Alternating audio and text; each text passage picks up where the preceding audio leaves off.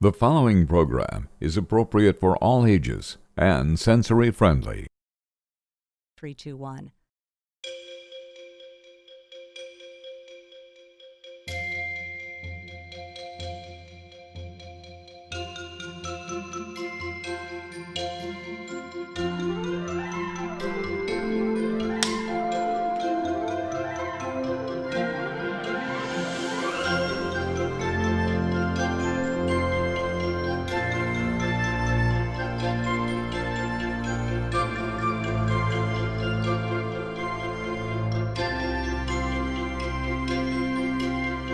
From the studios of the Autism Channel in Palm Beach, this is the Autism Channel World News with Tracy Cooper. Hi, and thank you for joining us today on the Autism Channel World News. What if you could make a difference in the life of a child with autism through just 2 simple words? Let's play. Researchers at Nashville, Tennessee's Vanderbilt University believe social interaction skills can be improved through play, and it starts with a neighbor, a friend, or a classmate. The study, published in the Journal of Child Psychology and Psychiatry, explores the efficacy of peer solicitation in children with autism. Peer solicitation simply means a child inviting a child from his or her age group to join in play. In this study, researchers observed playground interactions between children ages 8 through 12, some on the autism spectrum and others were not. Unsurprisingly, children with autism were less likely to engage other children and engaged in less play. However, when other children made simple requests or worked to include others in play, children with autism were more interactive than before.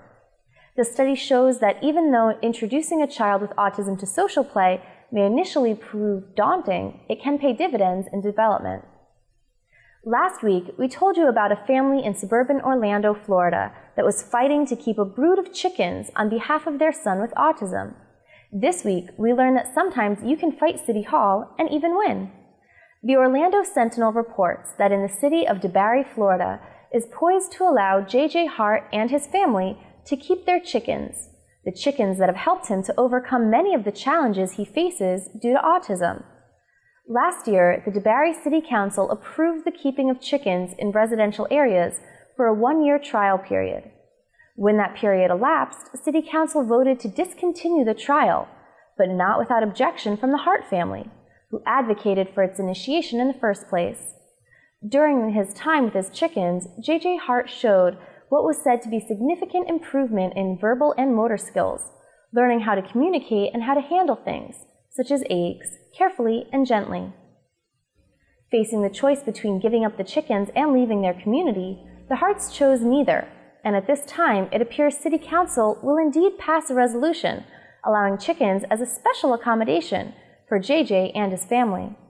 The family's attorney, Mark Nation, argued that rescinding the initial resolution was a violation of the Federal Fair Housing Act, Americans with Disabilities Act, and the Rehabilitation Act. To avoid further conflict, Nation and the city settled on this resolution, specifically for the Hart family. DeBarry City Council will vote on the resolution this Wednesday. On Friday's newscast, you heard about an upcoming publication from the Office of Ontario's Auditor General, Bonnie Lysyk, one that would examine, among other topics, the province's ability to serve the portion of its population affected by autism. The report is out, and in the eyes of the Auditor General, Canada's most populous province has a long way to go. The Office of the Auditor General found that Ontario children are spending up to 4 years on waiting lists for both a diagnosis and subsequent therapy options. Rural regions of the province far from the urban centres of Toronto and Ottawa are especially underserved. Ontario's Ministry of Children and Youth Services spent $182 million on autism services last year, but nonetheless, the province maintained a waiting list of over 1,700 while only serving 1,400 children with autism. This report marks the first time Ontario has audited its autism services. The audit will be followed by a report from a special advisory panel that will issue recommendations for how to improve services. Finally, as we continue to track sensory-friendly Santa's sleigh here at the Autism Channel, we can now report that the phenomenon has made its way to the Southern Hemisphere, where, of course, it's not winter, but summer. Australia is the latest country whose malls have joined the sensory-friendly Santa movement, following shopping centers in Canada and the United States. Even though it may not be winter, the inclusive Christmas spirit is alive and well down under. 3 shopping malls in the state of New South Wales are offering accommodations under their Sensitive Santa initiative, with 2 in Sydney and 1 in Newcastle. That will wrap it up on today's Autism Channel World News. On behalf of everyone at the Autism Channel, thank you for watching, and we'll see you tomorrow.